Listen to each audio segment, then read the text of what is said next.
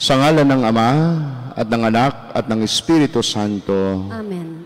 Ang pagpapala ng ating Panginoong Jesucristo, ang pag-ibig ng Diyos Ama, at ang pagkipagkaisa ng Espiritu Santo, naway sumainyong lahat. At sumaiyo rin.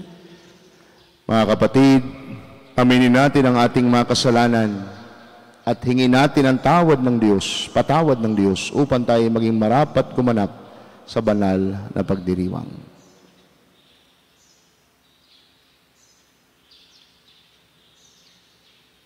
Inaamin ko sa makapangyarihan Diyos at sa inyong mga kapatid, na lubha akong nagkasala sa isip, sa salita at sa gawa, at sa aking pagkukulang. Kaya sinasamo ko sa mahal na Birheng Maria, sa lahat ng mga anghel at mga banal, at sa inyong mga kapatid, na ako'y panalangin sa Panginoong ating Diyos. Kaawaan tayo ng Diyos sa makapangyarihan, patawarin tayo sa ating mga kasalanan, at patnubayan tayo sa buhay na walang hanggan. Amen. Panginoon, kaawaan mo kami. Panginoon, kaawaan mo kami. Kristo, kaawaan mo kami. Kristo, kaawaan mo kami. Panginoon, kaawaan mo kami. Panginoon, kaawaan mo kami. Manalangin tayo.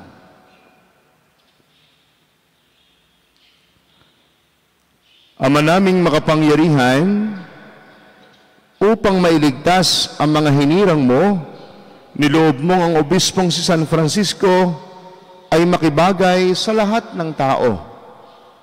Ipagkaloob mong ang kanyang pagkauliran sa matyagang pagmamalasakit sa kapwa, ay lagi naming maipamalas sa paglilingkod sa aming mga kapatid sa pamamagitan ni Jesucristo, kasama ng Espiritu Santo, Diyos magpasawalang hanggan. Amen.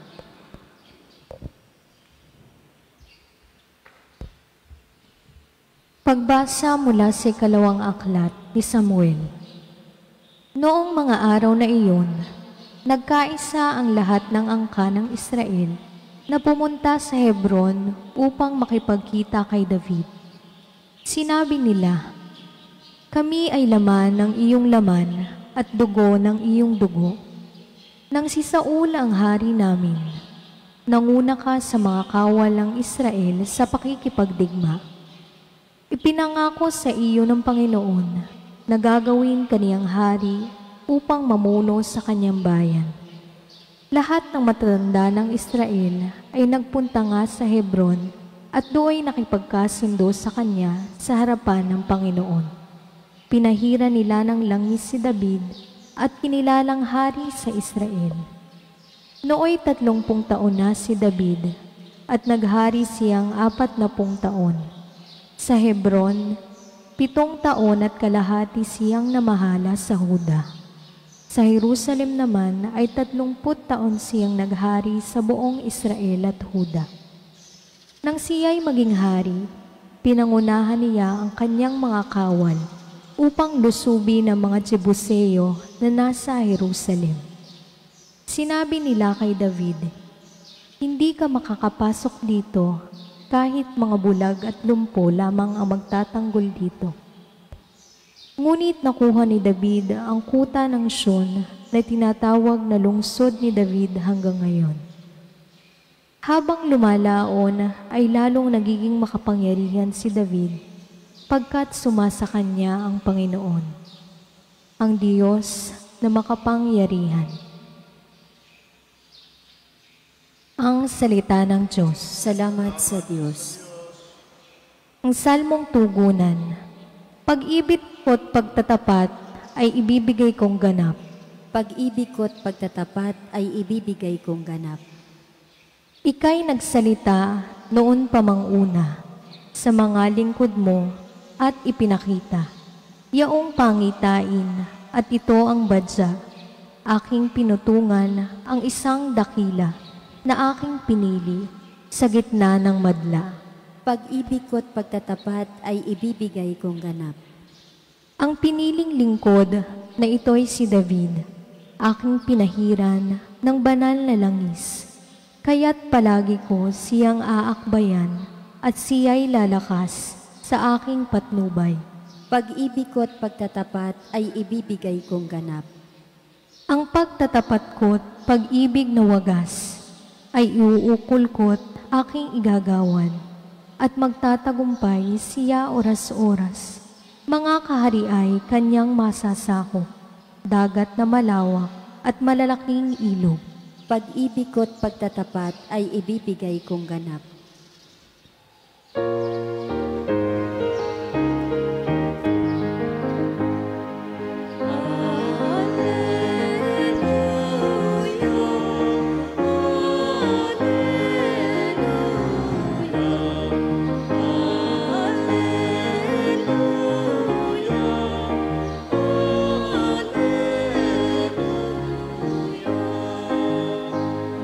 Si Kristo ay nagtagumpay, nalupig ang kamatayan, nagningning ang pagkabuhay.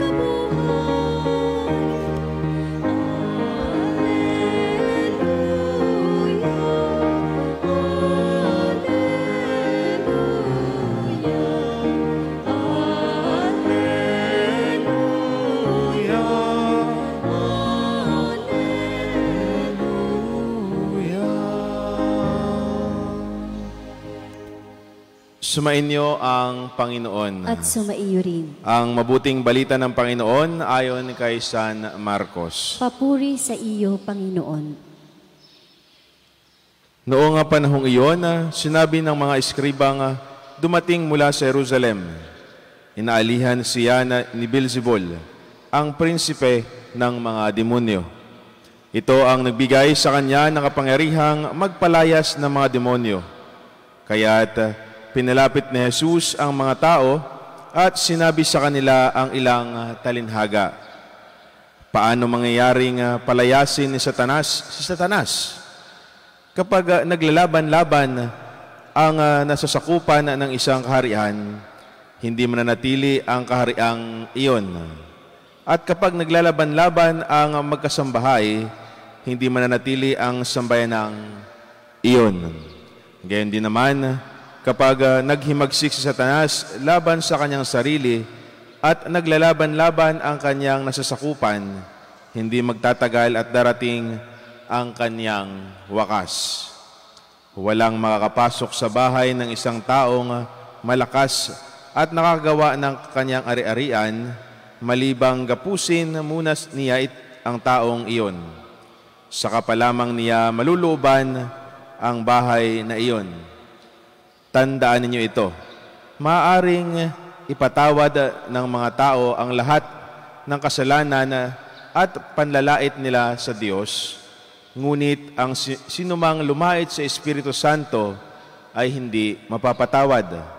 Ang kanyang kasalanan ay hindi mapapawi kailanman. Sinabi ito ni Jesus sapagkat ang sabi ng ilan, inaalihan siya ng masamang Espiritu. Ang mabuting balita ng Panginoon. Pinupuri ka namin, Panginoong Hesukristo.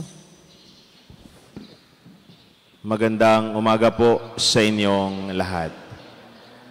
At sa mga patuloy na sumusubaybay po sa atin sa Facebook Live, magandang umaga din po. Sa mga nagsiselebrate po ng kanilang kaarawan ngayong araw na ito, happy birthday. Sa mga nagsiselebrate din po ng kanilang anibersaryo, ay happy anniversary po. At binabati din po namin sa kanilang kapistahan, ang St. Francis Minor, Major, and Theologate House sa kanilang kapistahan, si St. Francis po. Happy Fiesta po sa inyo. Ngayon pong araw na ito, ay napakinggan po natin sa ating unang pagbasa.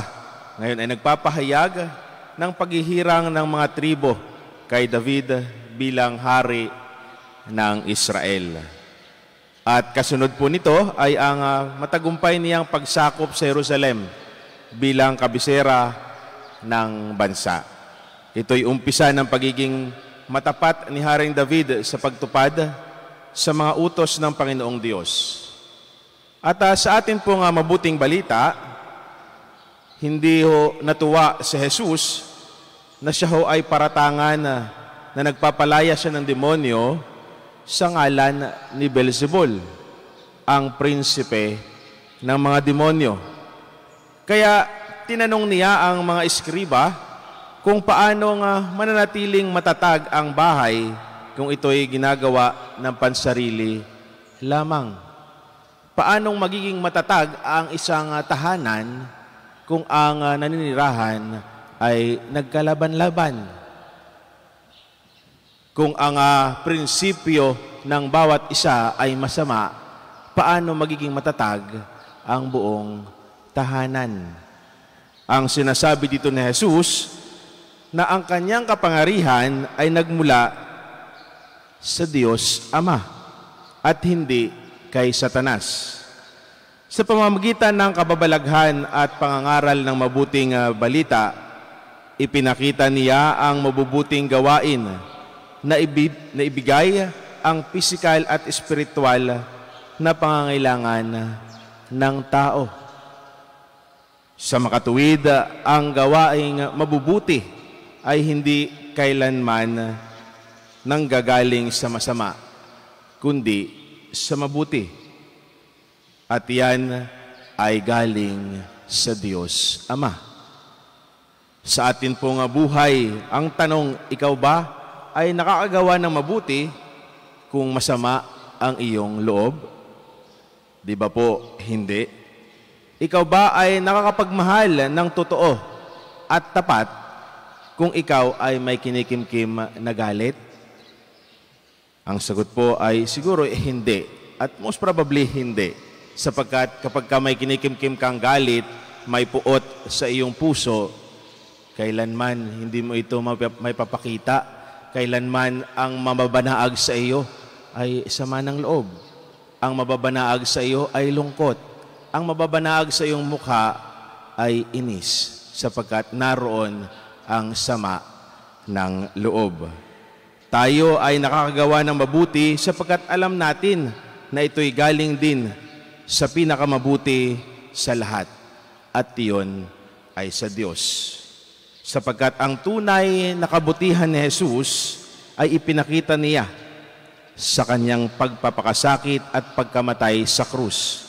Inialay niya ang kanyang buhay upang tayo'y maligtas mula sa ating pagsuway sa kalooban ng Diyos.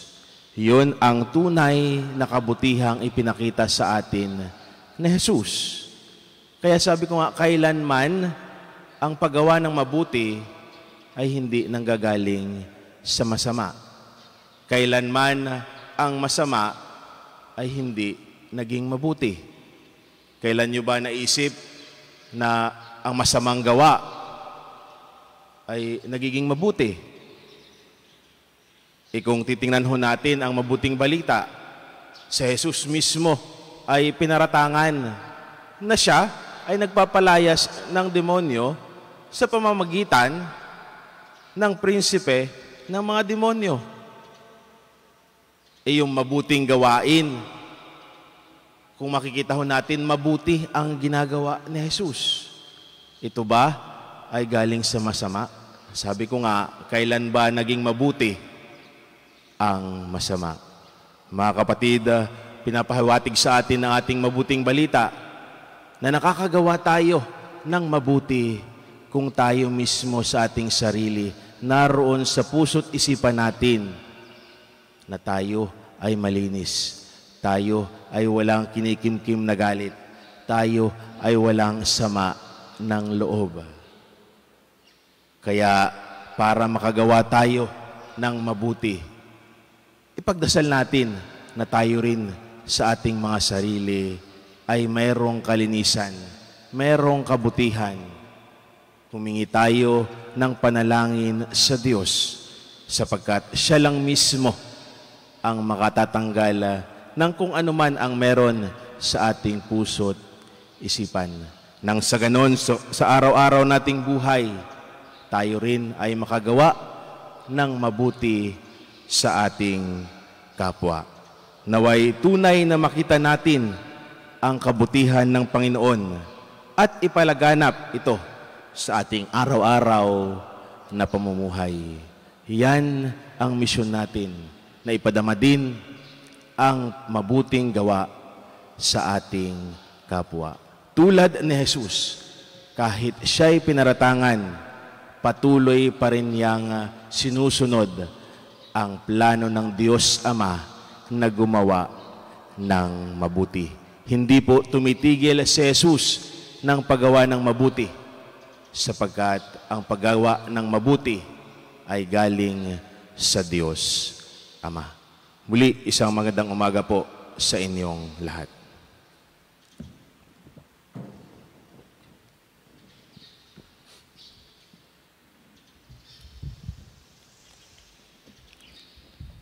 Natitipon kay Kristo na lumulupig sa kasamaan. Buong tiwala tayong lumapit sa Ama, dala ang ating mga idinadalangin mithiin. Panginoon, dinggin mo ang aming panalangin. Panginoon, dinggin mo ang aming panalangin.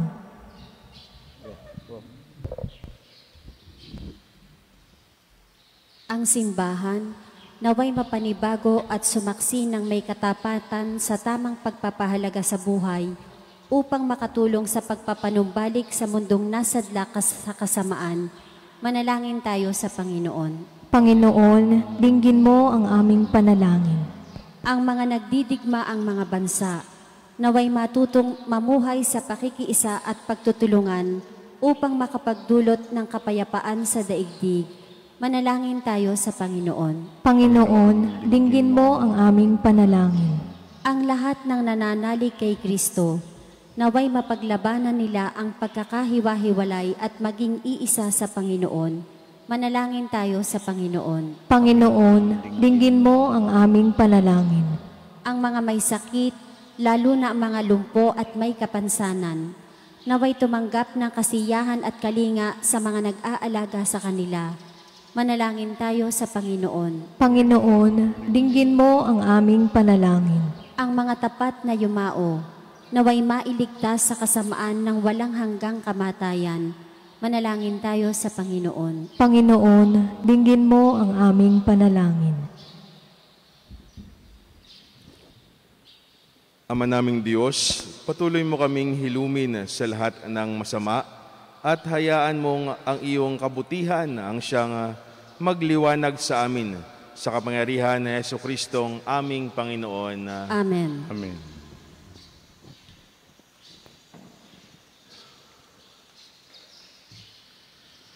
Kapuri-puri ka Diyos sa lumikha sa libutan, sa inyo pong gagandahang loob, narito ang aming mayaalay mula sa lupa at bunga ng aming paggawa, ang tinapay na ito, para maging pagkaing nagbibigay buhay. Kapuri-puri ang poong may kapal, ngayon at kailanman. Kapuri-puri ka Diyos sa lumikha sa libutan, sa inyo pong kagandahang loob, narito ang aming mayaalay mula sa katas ng ubas at bunga ng aming paggawa, ang alak na ito para maging inuming nagbibigay ng iyong Espiritu. Kapuri-puri ang poong may kapal, ngayon at kailanman. O Diyos, amang lumikha, nakikiusap ko ng mga makasalanan, tangaling buhay pagsisisi ng hindi ko ng natutunan sa inyo.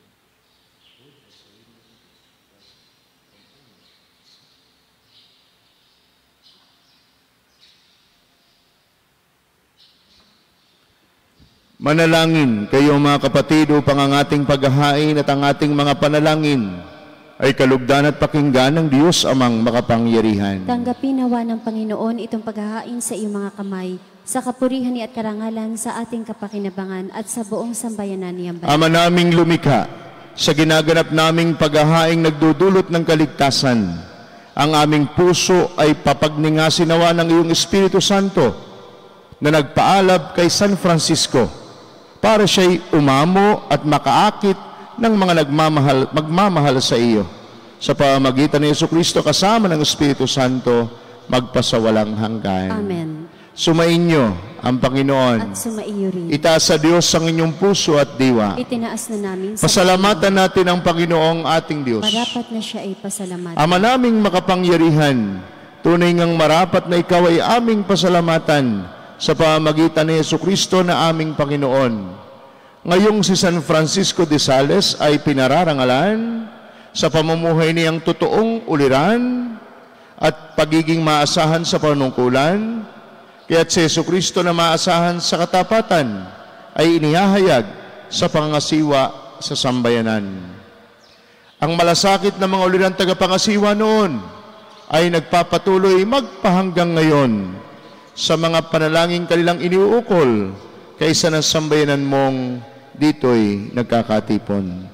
Kaya kaysa ng mga anghel na nagsisiawit ng papuri sa iyo, nang walang humpay sa kalangitan, kami nagbubunyi sa iyong kadakilaan. Santo, Santo, Santo, Panginoon Diyos ng mga hukbo, napupuno ang langit at lupa ng kadakilaan mo.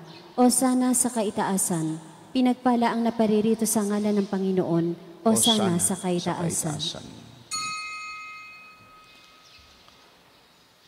Ama naming banal, ikaw ang bukal ng tanang kabanalan, at sa pamamagitan ng iyong Espiritu, gawin po ninyong banal ang mga kaloob na ito upang para sa amin ay maging katawan at dugo ng aming Panginoong Hesukristo. Bago niya pinagtiisang kusang loob na maging handog, hinawakan niya ang tinapay, pinasalamatan kaniya, pinagati-hati niya iyon, iniabot sa kanyang mga alagad at sinabi, "Tanggapin ninyong lahat ito at kanin. Ito ang aking katawan na ihahandog para sa inyo."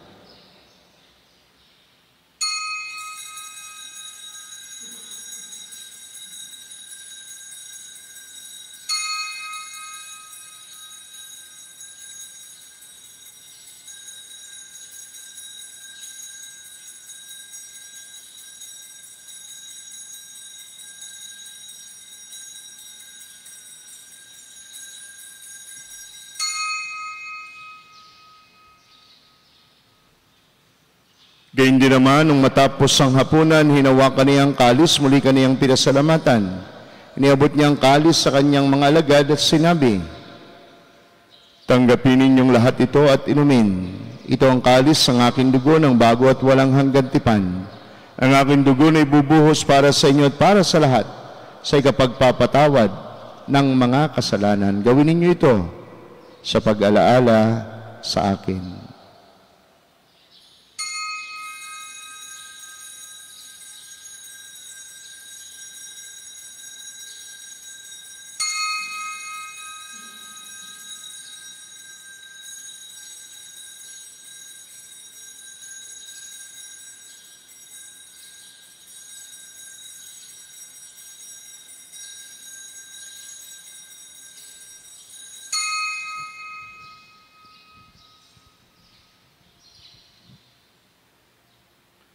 Ang misteryo ng ating pananampalataya. Si Kristo'y namatay, si Kristo'y nabuhay, si Kristo'y babalik sa wakas ng Banal na Ama, ginagawa namin ngayon ang pag-alaala sa pagkamatay at muling pagkabuhay ng iyong anak.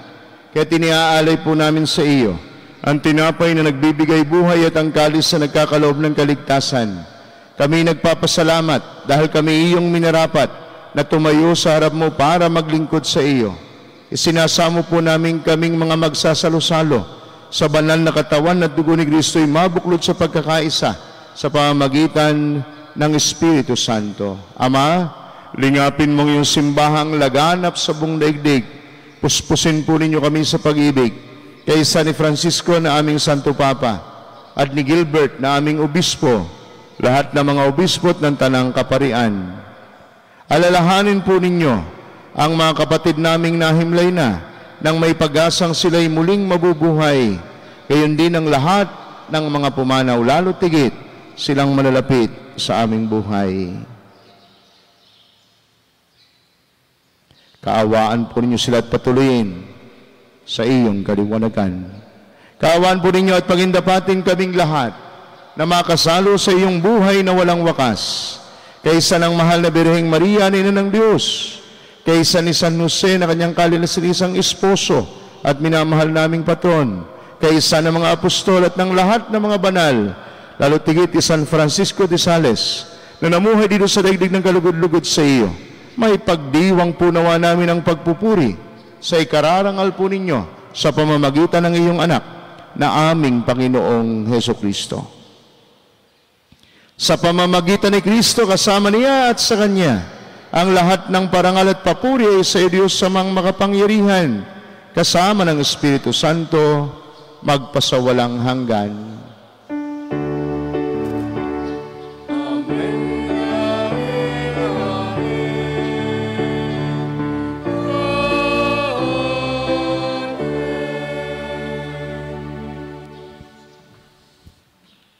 sa tagubilin ng mga nakagaling na utos at turo ni Jesus sa Panginoon natin at Diyos, ipahayag natin ng lakas loob. Ama namin, sumasalangit ka,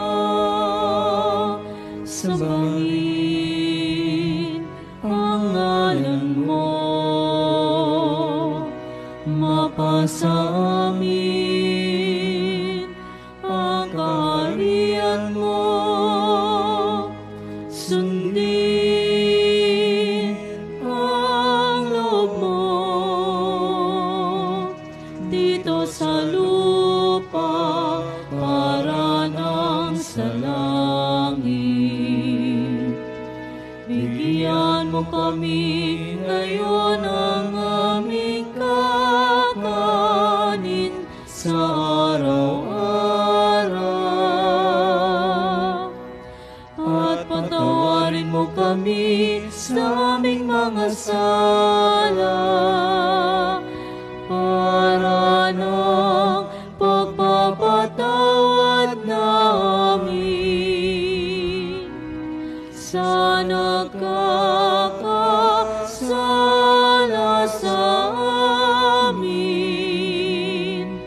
At huwag mo kaming ipahintulot sa tukso, at iadya mo kami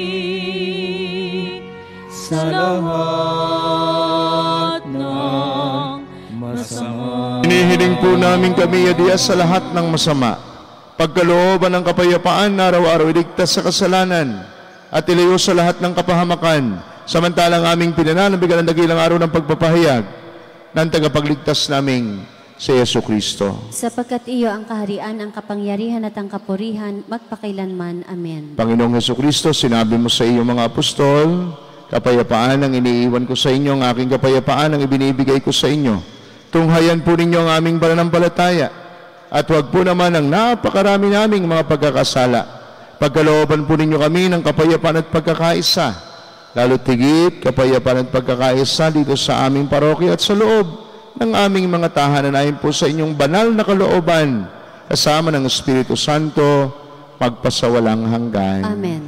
Ang kapayapaan ng Panginoon naway laging sumainyo. At sumaiyo rin. Magbigayan kayo ng kapayapaan sa isa't isa.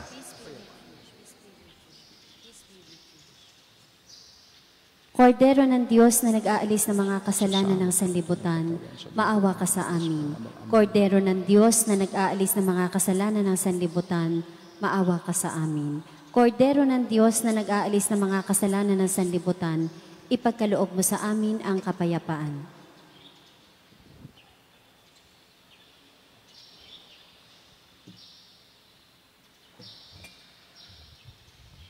Narito si Jesus, ang Diyos ng awa at pag-ibig.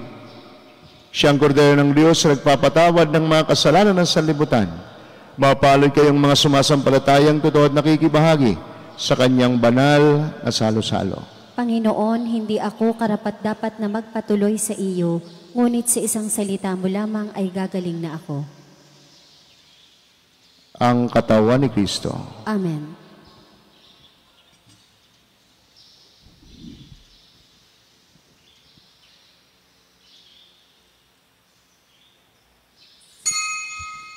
Panginoong Jesus, ako ay nananalig na ikaw ay nasa kabanal-banalang sakramento sa altar.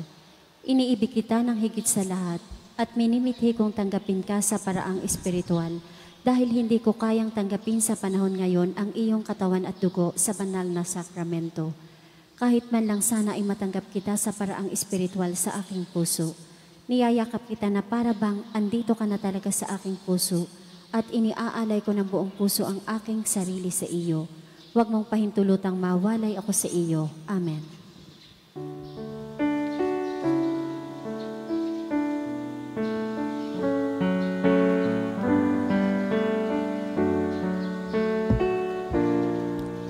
Huwag kang mangamba, di ka nag-isa. Sa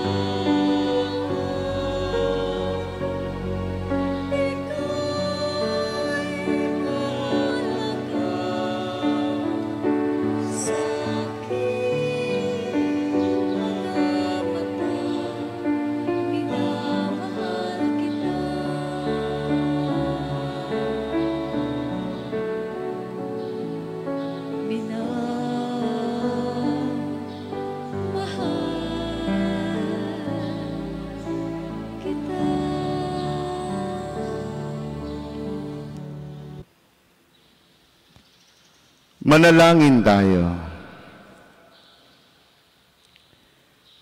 Ama naming mapagmahal, ipagkaloob mong ang tinanggap naming banal na paikinabang ay magtaguyod sa aming pagtulad sa pag-ibig at matyagang pagmamalasakit ni San Francisco upang aming makamtan ang kaluwalhatian sa piling mo sa pamamagitan ni Jesucristo kasama ng Espiritu Santo, Diyos magpasawalang hanggan. Amen.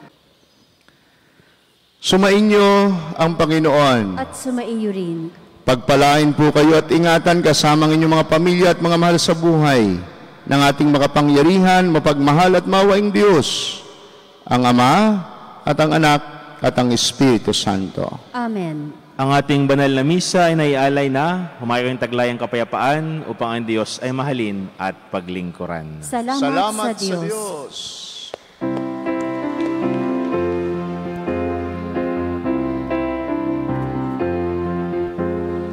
Sa